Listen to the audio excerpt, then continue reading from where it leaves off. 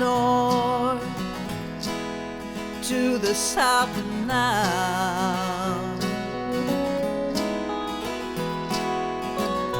Cross the great divide to the other side of town. On the pathway of your soul, turn the corner and up the road. It's a long, long journey, one step at a time.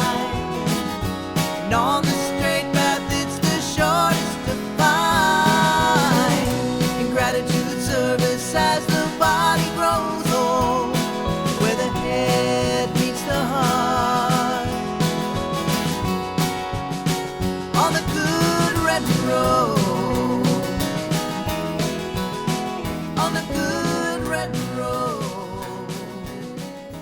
The tree has a voice, and the wind has a voice.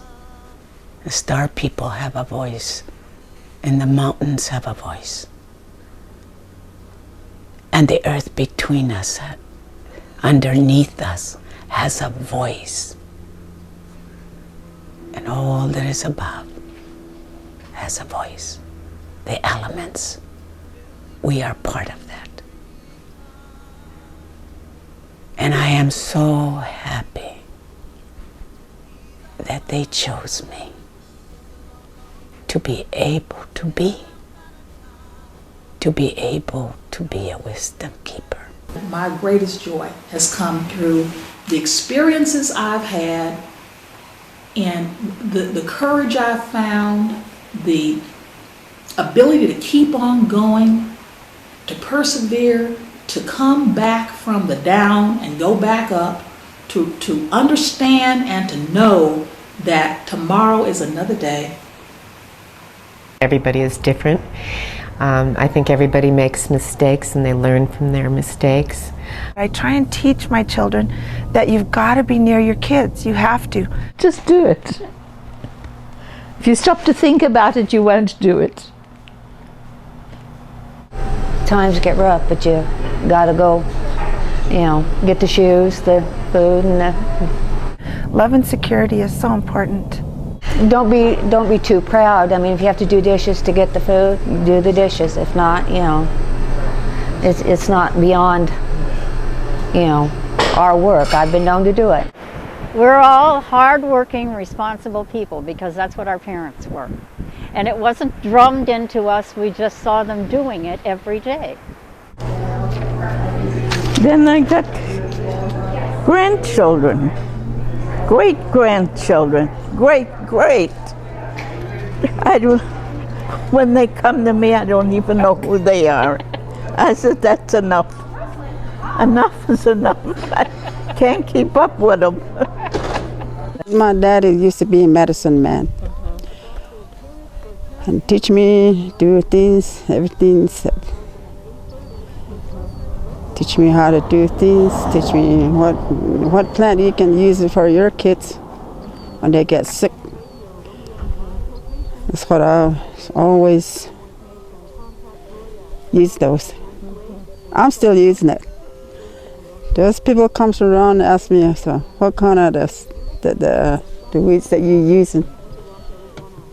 I'll come over with them on this mountain, then I'll show them. If in one day I could make someone smile today, then my life is complete. I hate to say it, I never did like romance very well at all. I always messed up my romances so far. But friendship I've always done well. I've had long friendships, and there's that song, there's some song about I could never stand without my friends. Well, that's it. That's how I raised the kids. That's how I did anything. And still to this day, it's about a community.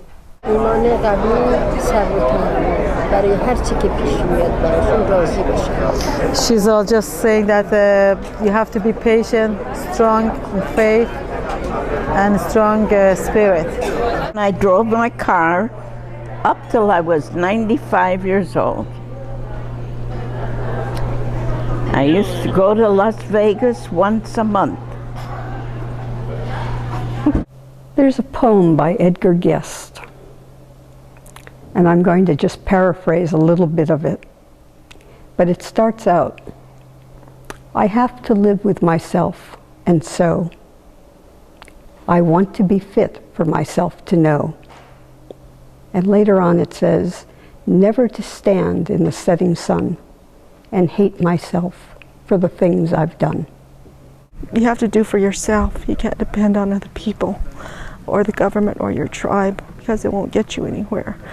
To be compassionate towards other people when they need help. If you see other people that need help, you help them. Parents, family, and that would always say that I was cute. Well, cute to me was like, you're not pretty, but your face won't stop a bus either. You know? So in my 40s, I could look in the mirror and like the person that I saw and not worry about those things so much. I won't say that I don't worry about them at all, but I don't carry that burden around with me anymore. Finding my place in the world. No matter what else I may have done or may do, I am convinced that my calling was to be a mother to that boy. That's if I was put on here on this earth for a purpose, that was it. Our mind can go crazy on us and take us to different directions. But a heart knows love. It just goes to sleep for a while, but it knows love. And that love needs to be nurtured and given. Some piece of advice that my dad gave me one time when I was about 9. There was an argument or something going on, and I confronted him about it, and he said, the most important thing is that you treat people the way you want to be treated. Every bone in my body from my head to my toes was broken or injured in some way. What else would you like to know? You know, try and tell my kids that, and grandkids, that, you know, it's not so important. The fight sometimes isn't as important. Sometimes you have to give a little bit. You know, sometimes you have to forget. And that's hard. It's really hard to forget and go on with what is important. Engelbert Humperdinck. He was my favorite singer. Although he's from England, but he did have homes out here. I enjoyed his voice, I enjoyed his music. Whenever he'd come out this area, I make sure I go see him. I think when I was young, I think the money issue, I think the rich is very important thing. Until now, I think the money is not the only issue anymore, because I think the life has been changed. If you enough, I think before the money or material thing is like you kind of show off yourself, and that's very valuable for you. But now I don't care how people see how I wear. My comfortable, my healthy issue is more important than anything else. Since when I saw, last time I saw my parents in the hospital, I think the material is just cannot buy any peace, cannot buy any pen. So I think the people should focus on more spiritual, the cultivation, not focus on the materials, the collection. Yeah. And he found out I was 95 years old. It was the last time I saw him. He heard about it. He came down from came down from the stage, and he came up to me, gave me a kiss, and he gave me one of those hankies that he used to throw out to the audience, the handkerchiefs. And he made sure I caught one. And then that was the last time I saw him. Although I got a bunch of his records. I'm not a very decisive person, because I think my mother made my decisions for me. She sort of influenced me that way. And if I stop to think, should I do it? Perhaps I shouldn't. If I just get down and do it, it's done. They say wisdom is lost. It's not lost. It comes in the wind. It comes all over. It's surrounds us, comes in our dream time. It's in our heart, it's in our blood. We can make it through.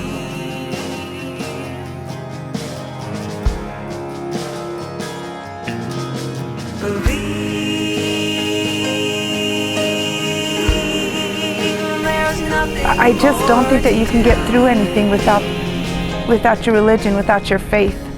And it was through my faith that I did get through it. And, you know, plus support of my husband, but I don't know how people do it without faith. There is a God. How I may refer to her or him or it, or call her or him or it, that may vary. But there is a spirit. There is, if it's nothing more definite than the love of the universe, the divine, whatever words may be appropriate, that I know.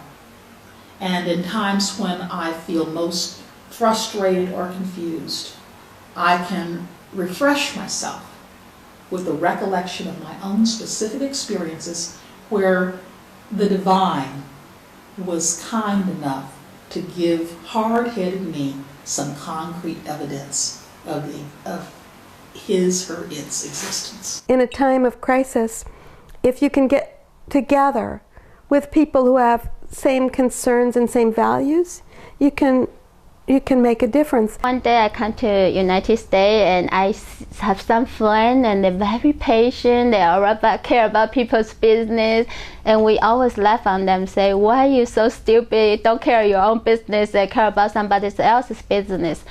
And for 1 month, and I realized if people can, you know, be like they use them as the model, always care about somebody else, the world become peace. And that's why I'm start to change myself, like caring others. You know, I think I see, even I'm in this small town, I always tell myself, say everybody walking this door is our brother and sister. You know, it doesn't matter, the languages might be different, the color scheme might be different, but they all come from their parents, and the spirits all come from the same area too. Teach them your faith. Teach them your faith and love them. Know that they don't have to go to somebody else, that you're always open, that you're there for them, so they don't have to look for somebody else to talk to. You know, and if they have questions and then you can't answer, go look for somebody. You know, but you give them those answers from your heart, and they'll believe that. They'll know that you're sincere. In 1929, we had the stock market crash. Well, remember Hoover. He was our president at the time, President Hoover. We left the country with the camel, and very hard. 1 week we were on our way from Iran to Afghanistan, and it was me and my mom and my brother. So we didn't have any just food or any hygiene, nothing. So we suffered a lot, but she was very patient, even though she wasn't that young. She was about 65 years old at that time. There's a lot of things in nature we can't explain, and maybe they aren't meant to be explained, but I think that God gave them to us for a reason. When you see the mom's age outside, when you in the outside see mom's age, you have to treat everybody like a mommy. And if you see the age like a grandparent, you just see your own grandparents. And you see the age as you, just like brother and sister. And when you see the age younger than you, you always taking care of them because they're just like your younger brother and sister. Well, I love to read, as you can see. I have read like 30 books in 10 months, 11 months. I don't like old people. I don't like. I would rather not associate with anybody. I'm a loner. That's what I am. It was a bad stock market crash. We all had bought homes that year, and we start losing them one by one until Franklin Delano Roosevelt got in, and he helped us all get our homes back again. He helped us a lot. So I've been a Democrat ever since. When my son was in high school, we had a lot of problems with drugs, and what we did was get together a group of the families of other young people who were also having troubles, and we called ourselves a family group, and we kind of circled the wagons around those kids, and we'd have a meal together once every month. It went on for 2 years, and we talked about our lives, and we evolved a way of doing things where we all brought food. We sat in a circle, and we'd go around that circle every month, and each person, parent and children always saying they didn't want to come, but they always came, talking about what had happened in the month past, and what the challenges were, and what we were going to do. And by the time those 5 young people graduated, every one of them was clean and sober. But our conversation had evolved from talking about their troubles and our worries about them to our own lives. I feel really at peace when I can walk through a forest or along the river or just along the ocean, along the banks. It's something that I've always done. I've always had that opportunity, and I know there's a lot of people in the world that don't. But it's just a hideaway for me. The most important, I think, is to be true to yourself and to like yourself. I can't say I've gotten there, but I strive for that.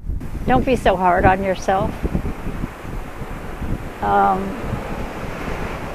Try and have the inner strength to say, well, what those people are saying is not of value and it isn't true. It doesn't make me any less of a person. They should expand their minds, like reading all the time. I think that's so important. I really do. That's it.